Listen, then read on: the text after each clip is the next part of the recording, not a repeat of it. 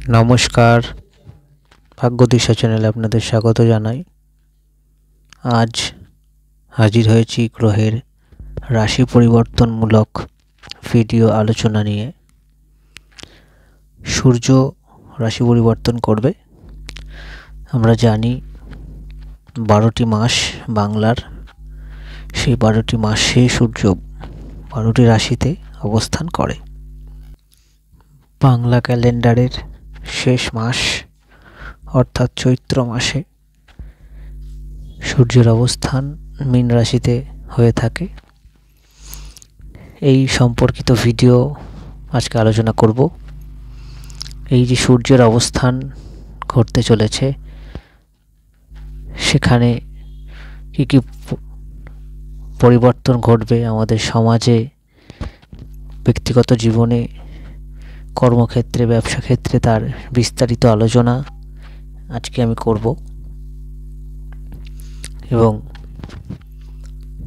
এই সময় আপনাদের অন্যান্য গ্রহের অ্যাসপেক্টে সূর্য কী ফল দিতে পারে সেই বিষয়ক আলোচনাও আমি করব।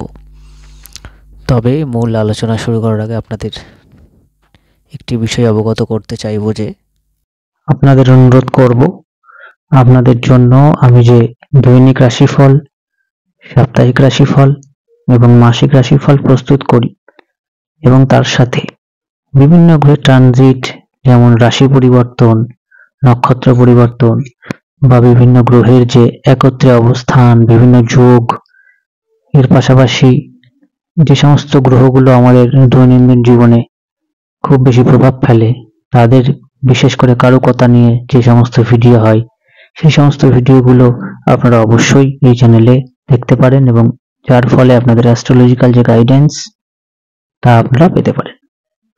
এছাড়া বলবো যে আপনারা যারা ভাবছেন যে আমার সঙ্গে যোগাযোগ করবেন, তারা অনলাইন এবং অফলাইন দুইভাবেই আমার সঙ্গে যোগাযোগ করতে পারেন এবং আমার সাথে যোগাযোগ করার জন্য তার ঠিকানা এই ভিডিও ডেসক্রিপশন বক্সে এবং এই চ্যানেলের অ্যাবাউটে আপনারা পেয়ে যাবেন।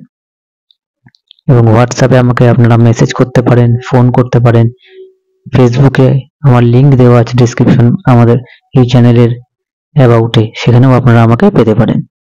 আর একটি বিষয় আপনাদেরকে জানাবো যে হাতে লেখা কুষ্টি যারা যারা পেতে চাইছেন, প্রাচীন ভারতীয় বৈদিক পরম্পরা মেনে সেই হাতে লেখা কুষ্টি পাওয়ার জন্য আপনারা অবশ্যই যোগাযোগ করতে পারেন।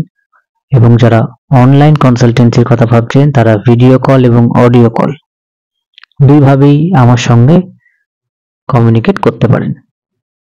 এবং আরেকটি শেষ আপনাদের যে অনুরোধ করব যে অবশ্যই এই চ্যানেলটিকে সাবস্ক্রাইব করবেন, শেয়ার করবেন, কারণ আগামী দিনে আরো নতুন নতুন ভিডিও নিয়ে আমি আপনাদের সামনে উপস্থাপন করব এবং দৈনিক, সাপ্তাহিক এবং মাসিক এই 3 রাশিফল আপনাদের সামনে একইভাবে যেভাবে চলছে সেভাবেই চ্যানেলের মাধ্যমে আপনারা পেয়ে থাকবেন। এখন আমি আপনাদের সূর্যের রাশি পরিবর্তনের দিন জানাবো। যে সূর্য শনির রাশি, শনির মূল ত্রিকোণ অবস্থান কুম্ভ রাশি ত্যাগ করে বৃহস্পতির রাশি মীন রাশিতে প্রবেশ করবে মার্চ মাসের 14 তারিখ। এই সময় সূর্য যখন বা সূর্য যেদিন প্রবেশ করবে, তখন অলরেডি মীন রাশিতে বুধের অবস্থান রয়েছে এবং রাহুর অবস্থান রয়েছে বা থাকবে। এমতো অবস্থায় যেহেতু রাহুর অবস্থান থাকছে মীন রাশিতে, চৈত্র মাসে যে পূর্ণিমা এবং অমাবস্যা ঘটবে, একটি সূর্যগ্রহণ এবং একটি চন্দ্রগ্রহণ পরিলক্ষিত হতে দেখা যাবে। এবং সূর্যের একই সাথে রাহুর সাথে অবস্থানের কারণে গ্রহণ যোগ অ্যাক্টিভ হচ্ছে বা গ্রহণ যোগ সৃষ্টি হচ্ছে। প্রথমে আমি আপনাদের সূর্যের যে অবস্থান তার উপর ভিত্তি করে অন্যান্য গ্রহের অবস্থান বলবো। এই সময় সূর্য বুধ এবং রাহু যুক্ত হলেও দ্বাদশে শনি এবং শুক্র 31 তারিখ অবধি কুম্ভতে থেকে 31শে মার্চ থেকে কুম্ভ থেকে মিনে প্রবেশ করবে এবং শুক্র হবে তুঙ্গ। কেতু কন্যায় রয়েছে, মঙ্গল ট্রানজিট করে 15 তারিখ অর্থাৎ সূর্য ট্রানজিটের পরের দিন কুম্ভে যাবে, অর্থাৎ দ্বাদশে থাকছে। দ্বিতীয় ভাগে অর্থাৎ দ্বিতীয় হাউসে সূর্যের অবস্থান থাকছে বৃহস্পতির। এই হলো, এবং চন্দ্র প্রতি 2.5 দিন অন্তর অন্তর তার ঘরে পরিবর্তন করে। এই হলো সূর্যের অবস্থানের ওপর অন্যান্য গ্রহের অবস্থান, সূর্য যতদিন এই রাশিতে থাকবে। এইবার আমি প্রথমে আপনাদের এই রাশিতে অবস্থানের কারণে সূর্যের কি ফল হয় সেটা জানাবো, বা কি ফল হবে সেটা আমি আপনাদের জানাবো। সূর্য আমাদের আত্মকারক বা আমাদের যে প্রাণবায়ু তার কারক। সূর্য বীর্য, সূর্য আমাদের ব্যক্তিত্ব, সূর্য আমাদের আত্মসম্মান, আমাদের পিতার কারক গ্রহ। এবং কালপুরুষের দ্বাদশ ঘরে যখন সূর্যের মতো গ্রহ অবস্থান করে, সেক্ষেত্রে যে ত্যাগের যে সম্ভাবনা রাজার মধ্যে, সূর্য যেহেতু রাজাকেও ডিনোট করে বা রাজসিককে, মানুষের মধ্যে সেই ত্যাগ এবং আরও যে পরিষ্কার করে যদি বলি, চৈত্র মাসের পরেই আসবে বৈশাখ মাস। এই সময়টি হলো পুরনো এবং নতুনের যে মেলবন্ধন সেটি, এবং দ্বাদশ ভাবও তাকেই ডিনোট করে। এছাড়াও এইভাবে যে সমস্ত মানুষদের সূর্যের কারকতাযুক্ত বা সূর্যের প্রভাবযুক্ত মানুষ রয়েছে, তাদের মধ্যে আধ্যাত্মিক যে প্রবণতা সেটাও অনেকটাই বৃদ্ধি হতে দেখা যাবে। সূর্যের এই অবস্থান কোন কোন ব্যক্তি বা কাদের উপর বেশি পরিলক্ষিত হতে দেখা যাবে? প্রথমে বলবো যাদের সূর্যের মহাদশা, অন্তর্দশা এবং তার সাথে রাহু, বৃহস্পতির এবং বা কেতুর মহাদশার সাথে অন্তর্দশা কোনো না কোনোভাবে টাই আপ রয়েছে, তারা এবং যাদের জন্ম নক্ষত্র সূর্যের,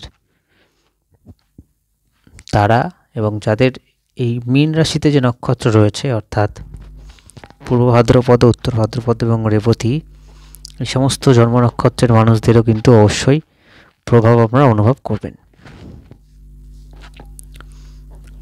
এবার যেহেতু রাহুর অবস্থান থাকছে, সেই রাহুর অবস্থানের কারণে সূর্যের যে গ্রহণ যোগ সৃষ্টি হচ্ছে, অর্থাৎ দোল পূর্ণিমার দিন চন্দ্রগ্রহণ আমরা লক্ষ্য করব। এই সম্পর্কিত ভিডিও আমি অবশ্যই আলোচনা করব এরপর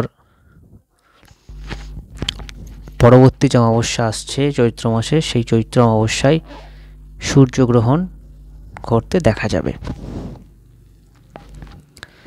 বুধ অবস্থান করছে, অলরেডি করবে, এবং বুধ এই মাসের 26 তারিখ অবধি অবস্থান করবে, অর্থাৎ প্রায় 12 দিন বুধের অবস্থান মিনে হবে। মুখ্যত বলা যেতে পারে কিছুদিন সূর্যের সাথে বুধ এবং কিছুদিন সূর্যের সাথে শুক্রের অবস্থান আমরা দেখতে পাবো। আর রাহু যেহেতু আগে থেকেই রয়েছে, পুরো ট্রানজিটেই অর্থাৎ চৈত্র মাস পুরোটাতেই মীন রাশিতে যেহেতু থাকছে, সেহেতু রবিকে যতটা সম্ভব বা রবির কারুকতাকে যতটা সম্ভব নেগেটিভিটিতে নিয়ে যাওয়া পুরোটাই রাহু দ্বারা ঘটতে দেখা যাবে।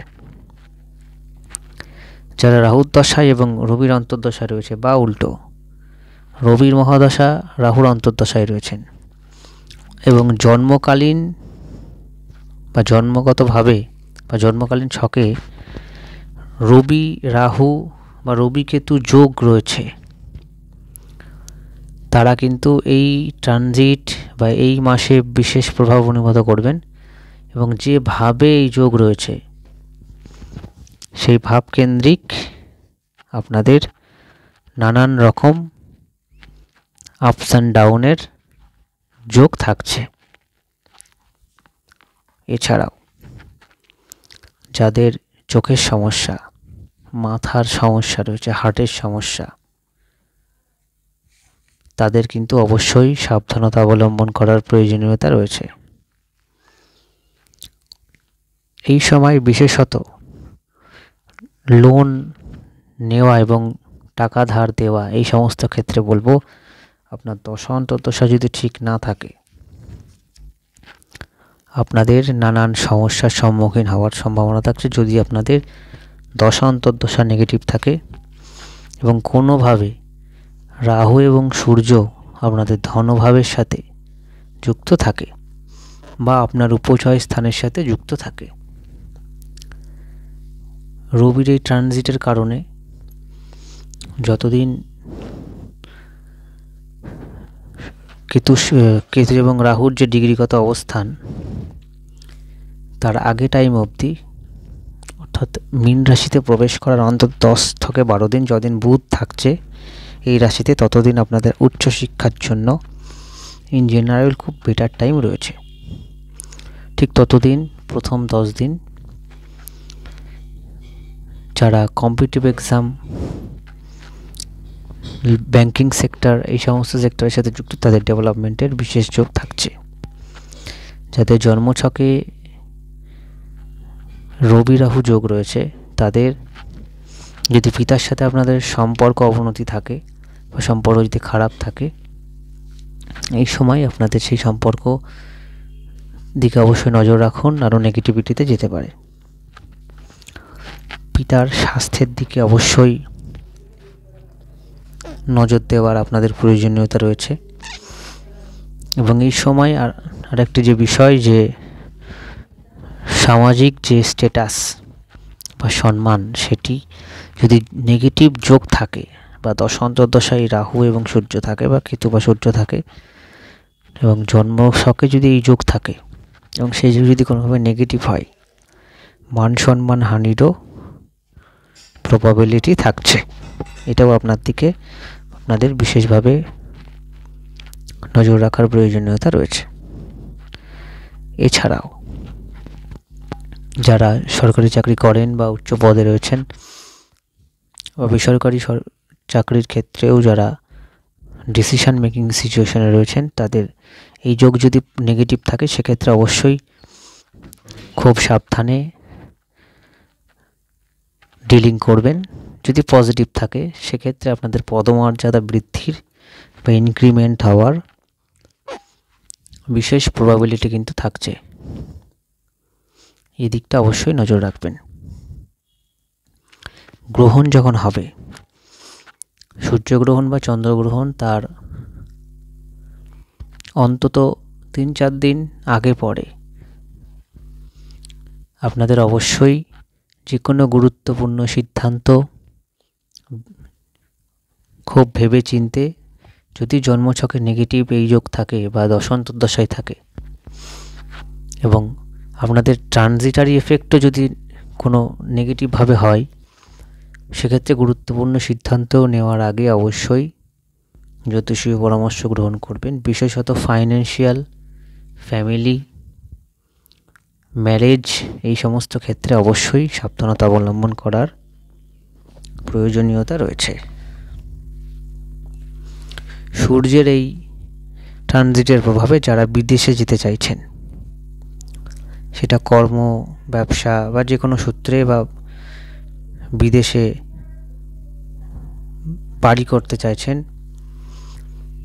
তাদের জন্য যদি দশা অন্তর্দশা একটু ফেভারেবল থাকে এবং আপনাদের 12th হাউস যদি স্ট্যান্ডার্ড থাকে, এই সময় আপনাদের এই সমস্ত কমিউনিকেশান করার জন্য বা বিদেশে যে কোনো ভাবে প্রতিষ্ঠা পাওয়ার জন্য খুব ভালো টাইম রয়েছে। তবে যদি দশা অন্তর্দশা এবং এই যোগ যদি নেগেটিভ হয়ে যায়, সেক্ষেত্রে আপনাদের হওয়া কাজ আটকে যেতে পারে। হয়তো আপনারা বিদেশে গেলেন, ওখানে গিয়ে নানা সমস্যায় পড়লেন।